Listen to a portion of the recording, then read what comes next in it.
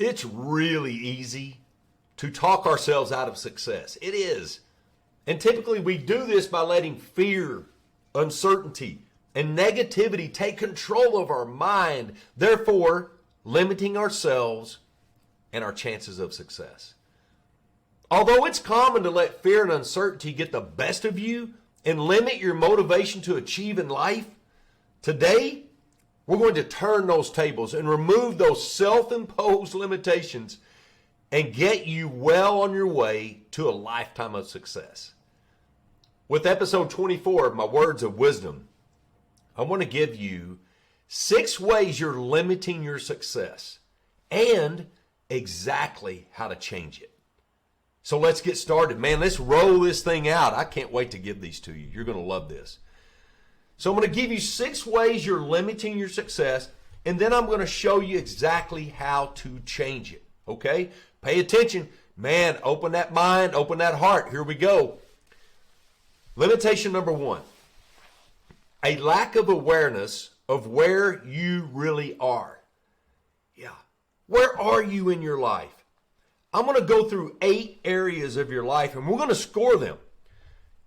Here's the thing. We have to start with this. No matter what you're trying to do in life, reach more goals, have a better job, have a better relationship, start a new relationship, have better finances, better health, better self-image, more confidence, make more sales, whatever it is, the broader the foundation, the taller the tower. We're going to make you get there, man. But we've got to know where we are. If we don't have the exact true point from where we are starting, then we're going to be off. Our chances of success greatly wane. We're going to make this thing the biggest possible way for you to succeed. Okay? So, limitation number 1, lack of awareness of where you really are.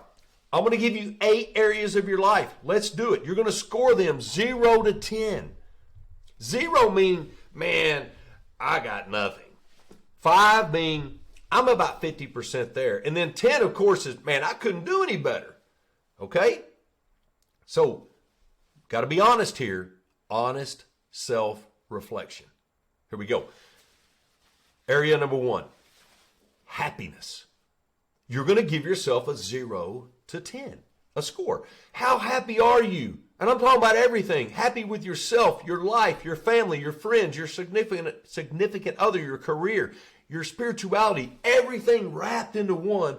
What would you give yourself? What score? 0 to 10.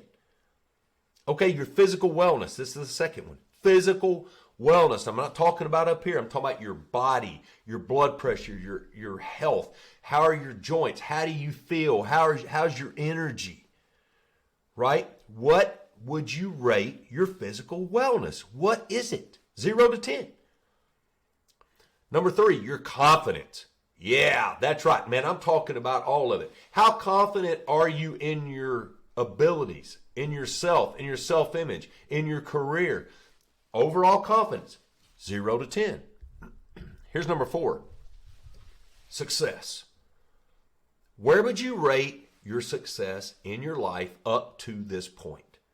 Now, you got to go all the way back, man. Don't just consider where you are right now. What have you been through in your life? What have you accomplished in your life? This is big picture stuff. Give yourself a 0 to 10 on how successful you feel. Goals. Are you setting goals? Are you reaching goals? If you're not setting goals, then man, that's probably a 0. You got me? If you're setting them and maybe reaching a few or kind of getting halfway, maybe that's a 5. Or if you're setting goals and knocking them out of the park, that's a 10. 0 through 10. Next one, potential. At this point in your life, right now, what do you feel your potential is? How much better can you be? Right? Honest self-reflection, 0 to 10.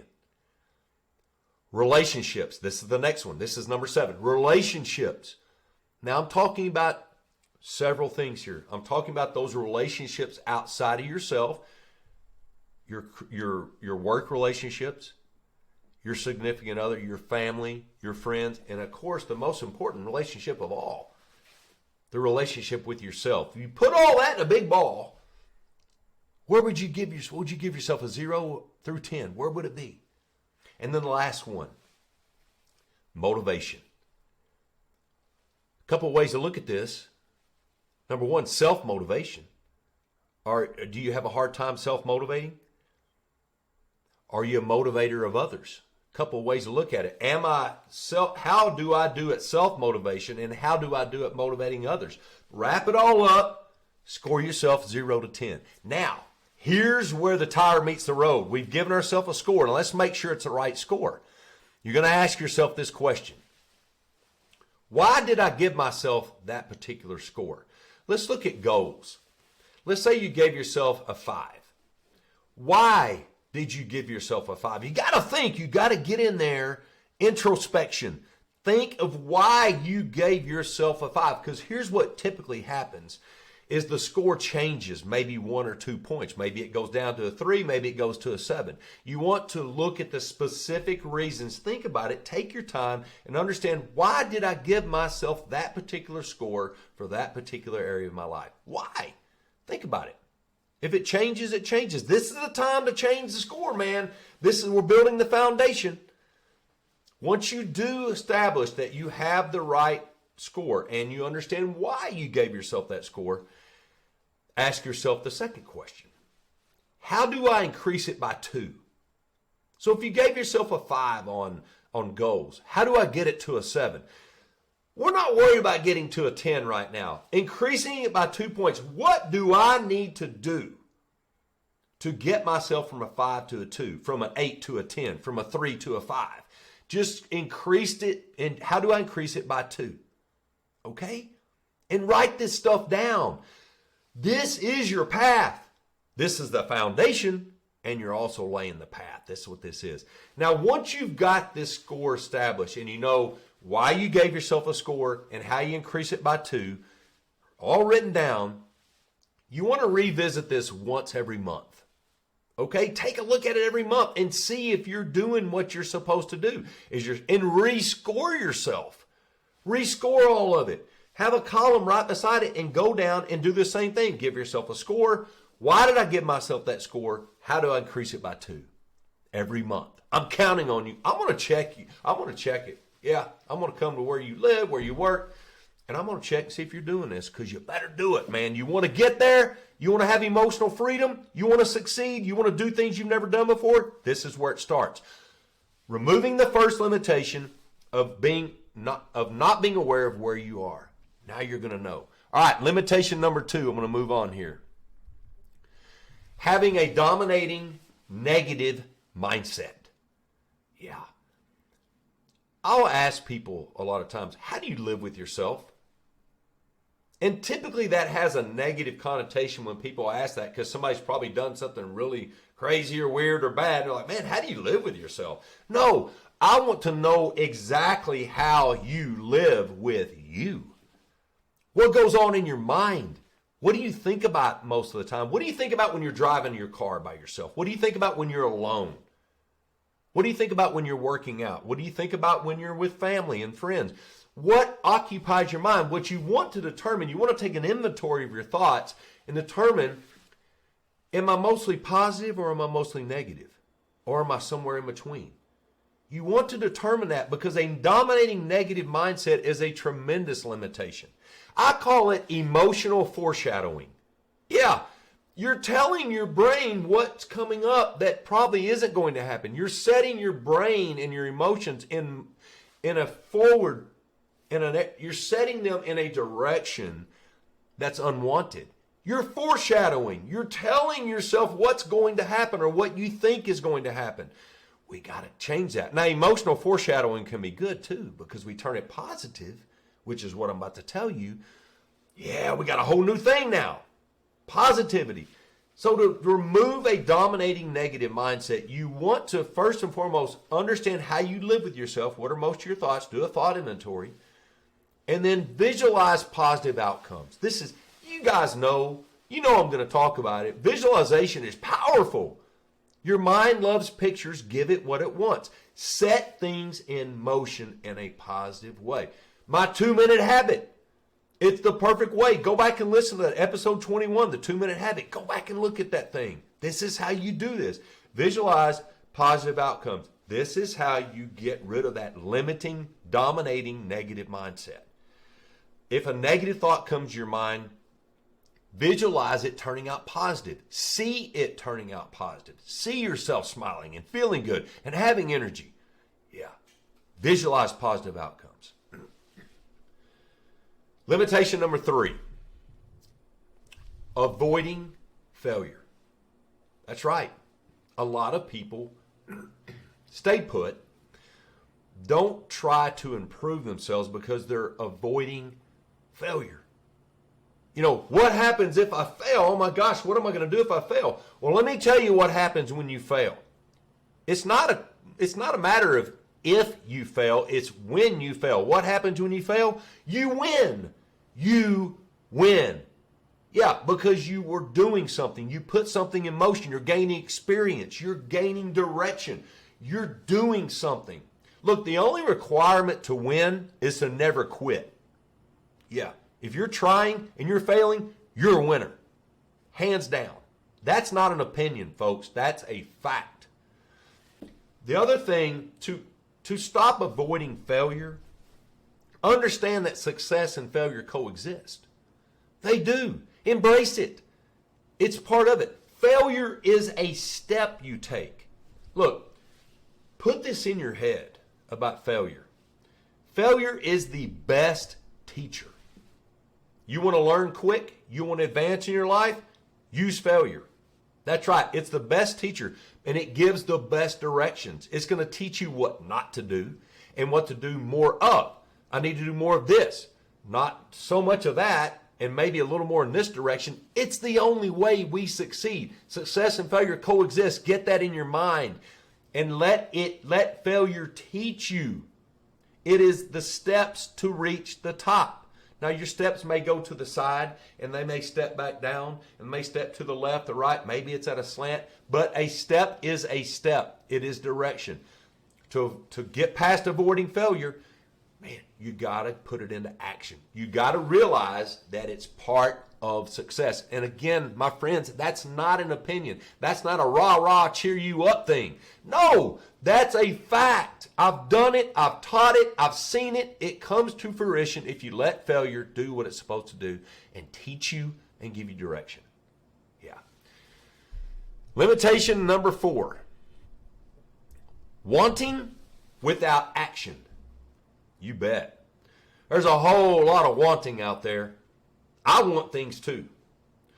Here's the thing. Wanting is an emotion.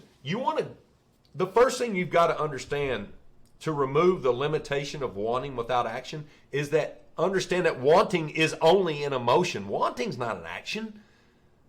You have to start doing. You got to start doing, man.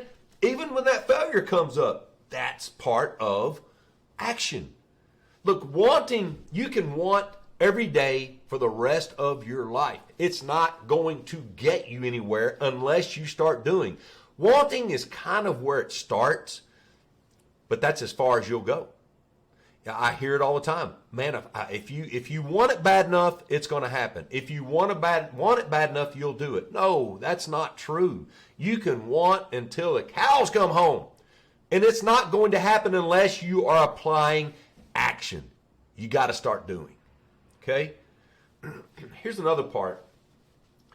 If you want to go from wanting to having, which means you're going to have to start doing, you want to start doing more, see the reward for what it really is. There's 3 rewards you get for trying. There's 3 rewards you get for action and putting things in motion. 3. The reward of now. You've started something. You've started a catalyst. That's the first reward. Reward number 2, the reward of the future. You're gaining experience. You're learning what to do and what not to do. Remember failure? Yeah. And the reward of number 3, you, because you're putting in the time, you're fighting through the struggle and the uncertainty, and you're going and using failure what it's supposed to be. The reward, the biggest reward of all, you're going to be able to teach others how to do it because you're going through it. You're succeeding. You're persevering. You're doing it, and you're going to show others how to do it. 3 rewards, now, future, and helping others. Put that in your head. Okay. Limitation number 5. Folks, this is a big one. Lack of ownership. Yeah. Here's a quote for you. One of mine. Imagine that. Bobby's got a quote. Here we go. If you'll own your mistakes, your mishaps, and your shortcomings, you'll own your success. Yeah. If you want to remove the limitation of having a lack of ownership, you want to start owning yourself and your actions, and whether the mistakes or not, you want to start owning them. Understand the difference between an excuse and a reason. That's number 1. The difference between excuse and a reason is ownership. It's easy to use an excuse. It is. An excuse puts the blame on somebody outside of you, somebody else, a situation where you had no control. Well, this happened because this happened. And this happened because they said this and they didn't do that. And it's always they. No, that's not the way to do it. A reason, now we're talking. Go from giving excuses to giving reasons. And every reason should start with the same word. I. Yeah. I did not prepare enough for this. I got in a traffic jam because I didn't look at my app, my traffic app, and look and see that it was already built up and jammed up. That way I'm late for work. The traffic jam did not cause you to be late for work. You not planning ahead did. Yeah. This is where you kind of take ownership. Let me tell you this part too. Here's an example. If you're driving along and somebody sent you a text and you look at the phone and then you look up and you run into the back of somebody, or you missed your turn, whose fault is that? Now, you kind of have a tendency to blame the person sending the text or the phone call, whatever it was. No, you chose to look at your phone. Ownership. Yeah, this is how you do it. And when you set goals, if you heard my podcast, you need to go listen from goal to gold, because I teach you the right way to set goals. Your goals need to be based on the reasons why you haven't done it yet. Why haven't you done it yet? And those reasons need to start with the word I. I need to do more of this. I need to do less of this. That teaches ownership. This is how you get to success. This is how you remove yet another limitation. Another way you can remove the lack of ownership and turn that into ownership is lead by example. Tell your stories, man. I tell plenty of stories. I'm about to tell you another one, but tell your stories of both successes and failures. People need to hear what was the struggle, what were the uncertainties, what did you fight through, what were your sacrifices? Because when you tell people that, they're going to be able to relate, and tell them that failure is part of success. Lead by example. That's how you remove lack of ownership. That's how you go from giving excuses and giving reasons. That's how you take ownership of you, my friend. Big limitation. Last one. I saved this one for last because I feel it's the biggest one. Dependency. Yeah. There's a lot of different dependencies out there. We have substance abuse. We have, addictions like alcohol, drugs, many different forms of addiction out there, gambling, whatnot. And I believe, from all the people I've worked with one-on-one in coaching and myself, and when I was a behavior therapist, when I worked with psychologists and psychiatrists, and the principles I applied and the results I got, I will tell you that no matter what the addiction is or the dependency is, there is an emotional dependency attached to it. There's some emotion attached to it, whether it's from our past. We're trying to drown some memory. We're trying to get rid of that thought in our head. We're trying to find some way to mask the pain, man. I get it. And I get it because I've been through it. As a young man, I went through it. Relentlessly went through it. Seemingly never ending went through it. So I understand how it made me feel. But I can tell you this, what happens is when we let other people and other circumstances and situations dictate how we're going to feel about ourselves, we're in for a long road. That's a huge probably the biggest limitation we have as humans is dependency. Yeah, emotional dependency. The number one thing to do to eliminate that, to fix that, is to build confidence. And it's tough, I know. Go listen to my story on my podcast. If wood, coat hangers, and lawnmower wheels, listen to it. I've been through it. We're going to have something in common. Look, building confidence is a really tough thing to do when you feel like you have none. But the only way to build confidence is to put things in action. Do things you're afraid of doing. Go through failure. And recognize success. Though you got to balance it out. Yeah, I failed. Why did I fail? Okay, but what did I do that's good? Well, I started it, man. I did something I'm afraid to do. Public speaking. A lot of people are scared to death of. Look, I get nervous before I speak.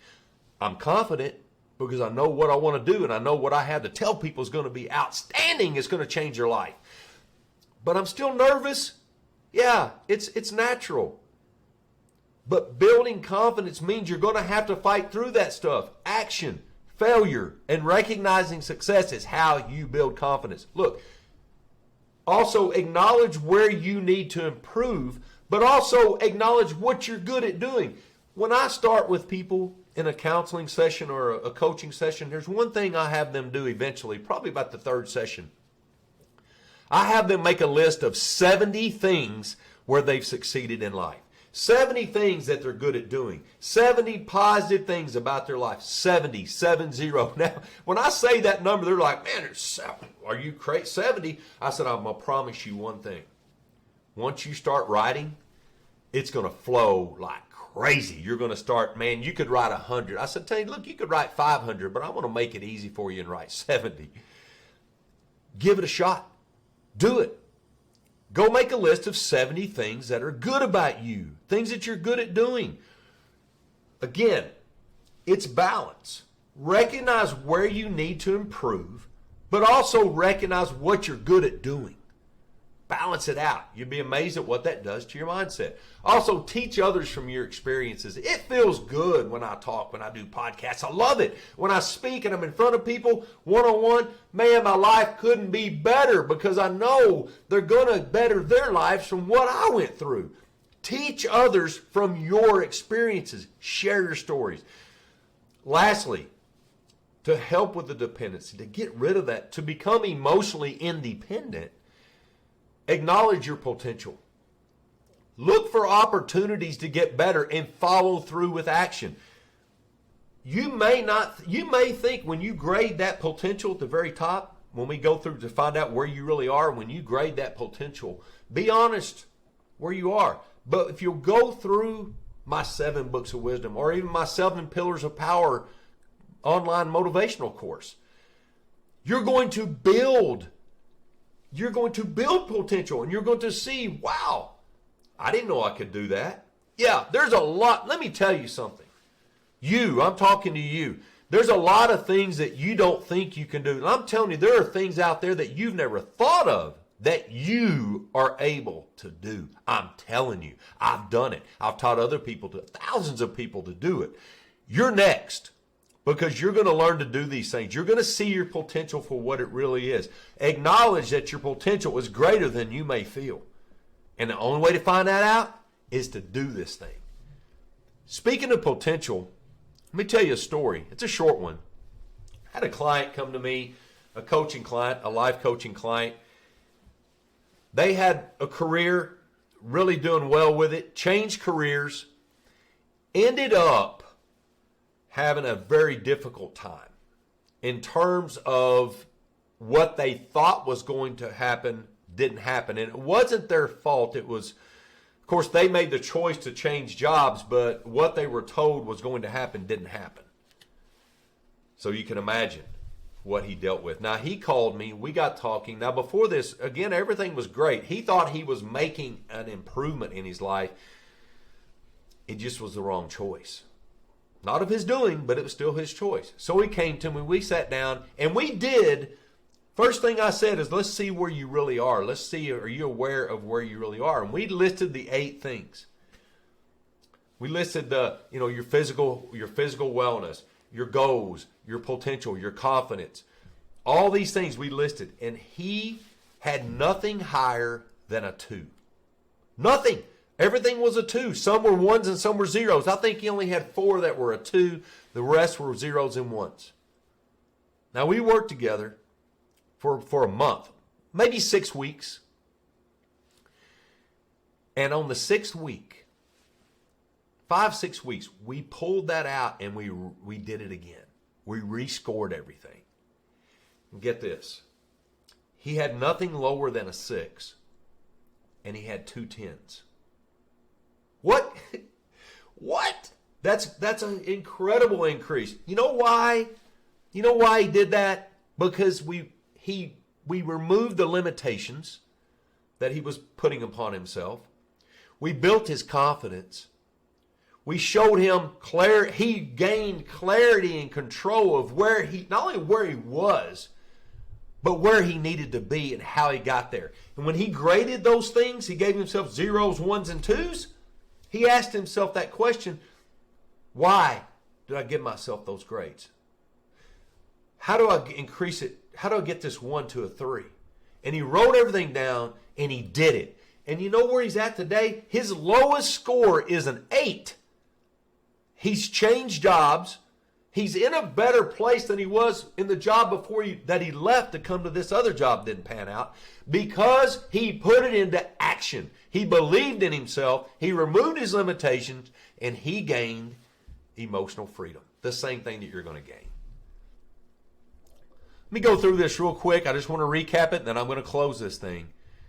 Look, 6 ways you're limiting your success and how to change it. The first limitation, lack of awareness of where you really are. You got to list those 8 things, score them, understand why you gave yourself that score, and how to improve it by 2. And look at it every month. Do it every 4 weeks. Understand that a dominating negative mindset is a limitation. You have emotional foreshadowing. Do an inventory of what you're thinking and turn those negative thoughts into positivity with positive visualizations. The third one, avoiding failure. No, look, what happens when you fail? You're going to win. You're going to gain experience. Remember, failure is direction. It's the best teacher. You got to go through it. It's steps to victory. I'm telling you. How do we fix wanting without action? You got to start doing. You got to see the reward for what it is, right? You get 3 rewards. The reward of now, you've started something. The reward of the future, you're getting better. You're gaining experience. You're getting direction. And then the biggest reward of all, you're going to be able to tell your story and help others do the same thing because you stuck through it. Number 5, lack of ownership. How do you remove that? You own your mistakes, mishaps, and shortcomings. You'll own your success. Understand the difference between excuse and a reason. Ownership. Get rid of excuses. Own it. Even if it doesn't feel like it really was you, own your mistakes. Own it. Set your goals based on the reasons why you haven't done it yet. Every goal, every reason needs to start with the word I. Lead by example. Tell your stories. And don't forget to include the failures. Right? Show people. Tell people where you failed. It's part of it. It's a badge, man. It's a badge of courage. Wear it. And of course, dependencies. How do we get rid of that limiting dependencies we have in our life? Whether it's alcohol, and look, and let me say this: dependency's tough, and it's a great idea to get some help. Go talk to somebody. Join one of the groups. There's some big groups out there, man. AA is an incredible organization. I know people that are incredible with it. So seek help. Go get help. Don't hesitate. I want to help you too, but a lot of times it takes more. But don't put it off. Go get that help. Remember, we have emotional dependencies too, not just dependencies on alcohol and drugs and different things. But we can let other people and things dictate how happy we're going to be. Get rid of that. Build your confidence by doing things. Understand failure. Recognize success. Teach others from your experience. Acknowledge where you need to improve, but also look at what you have done that's good. And understand that your potential, man, It's much greater than you could ever know. You can come up with thousands of reasons why you didn't do something or why you fell short at certain things in your life. But the truth is, the only thing that matters is the strength and honor of your effort. You can't lose. Many things that you want in your life, they're not going to work out for you for reasons which you have no control. It's just the way it is. But when you remove your self-imposed limitations, a brand new world of opportunity will open up to you, and even the sky will no longer be the limit. I'm Bobby Wisnan. Thanks for listening.